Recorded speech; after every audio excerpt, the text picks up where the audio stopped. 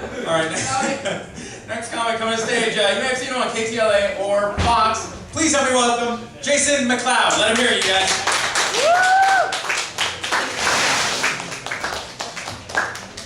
Well, looks like we got a banging crowd here. Banging crowd, banging crowd. Give yourself a hand. Give yourself a hand now.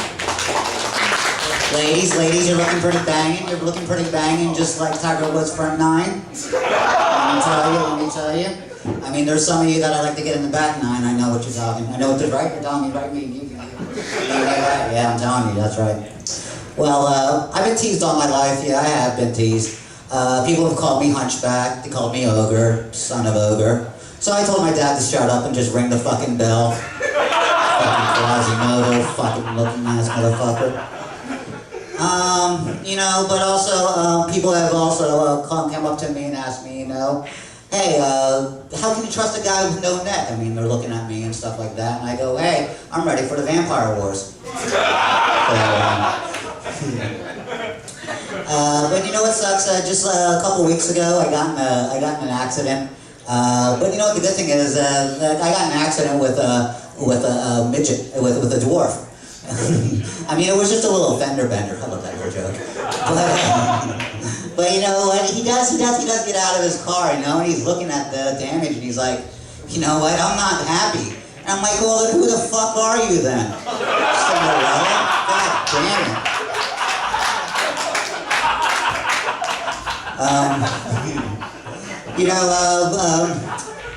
I've often thought about. I mean, since it's the holiday time, I think about my first, my first date and everything. That was actually pretty special to me. You know, that first kiss. You know, that was pretty sweet.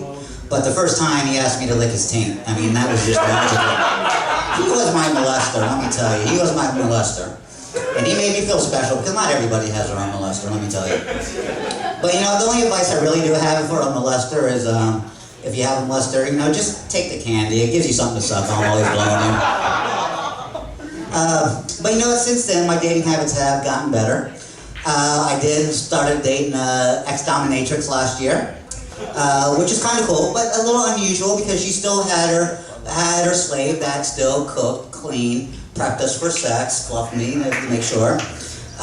Mistress Lisa didn't like me finishing off on her, so he took it for the team. I mean, that's what I say as a good team player. You know what? You know, me and him still hang out. You know, he still comes over for football Sundays, bukkake Thursdays. I know. I'm sorry. I just lied to you. I really don't like football. But you know, recently I have hit a dry spell, so I started hedging my dates, which basically means putting 2 dates in one day. Thinking 1, great. 2. That's the start of a porno. So this time, both came. So I'm thinking, sweet! Too bad now they're married and now looking for a kid from Hawaii named Bob. But I do wish I was more like my grandfather. He was kind of old-fashioned, but very smooth. I mean, just last Christmas, he whittled my grandmother a dildo. And then just 6 months later, he started getting the shakes. So now it's a vibrator? Yay, Grandma! Oh man, but yeah, I was raised on a hippie cult. I mean, commune. At least that's what they told us to say. Instead of our Bible, we had our Bible printed on a pack of zigzags. Thou shalt not bogart thy joint, and death to those who spill thy tongue bottled water. And then you know what? That's a matter of fact. When I remember I bought my first bag of weed, which was off my uncle, which was coincidentally the first person who bought me my first hooker too. But anyhow, I bought my first bag of weed off my uncle, and I got caught. My dad was pissed because I got a way better deal than he did. Some people train their kids to play football in life and stuff like that. You know, trying to get the next Peyton Manning out there. At 10, I was rolling hash. I learned how to do hash. So, which pretty much put me up to my next career in life. I do work at a medical marijuana dispensary.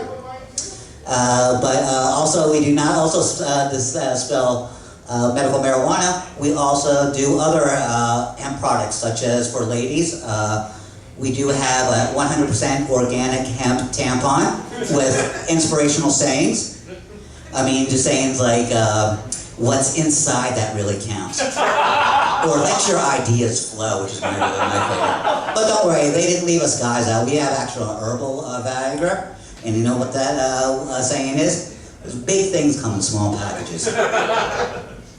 So, and also being in that line of work, I do get involved in the different kind of festivals or different rituals. Like, you know what, as a matter of fact, just this summer, it was my first time I ever went to a placenta cookout party. Just basically, let me tell you what that is. They come home, a newborn baby comes home with his placenta. The parents put this placenta on the grill, grilled up with some hot dogs, mashed potatoes, grilled chicken, and you know what, and serves it up for the family and friends to have. But you know what, the only thing I do really have a problem with that is, I don't know the etiquette of what wine do you bring to something that just came out of the pussy. But also, you know, it really does suck that Proposition 8 didn't pass, or excuse me, Proposition 8 passed because it looks like California is really homophobic because in West Hollywood they do have a program, the Smokeout program, and their 800 hotline number is 1-800-NO-BUTTS. So I mean, if it looks like a duck, acts like a duck, and blows you, well then you got a gay duck right there. And that's bestiality. And my grandfather said, hey, life is a lot like bestiality. It's not for everybody. I guess that's my time. I'll see you guys later. Hopefully you guys had a great time. Please tip your bartenders. Thank you, Chris. Thank you so much. Give a round of applause for everybody. Jason MacLeod, ladies and gentlemen. Here we go. Your next comic coming to the stage. Very funny guy. Very good friend of mine as well. You may have seen him on Chelsea lately or Comedy Central.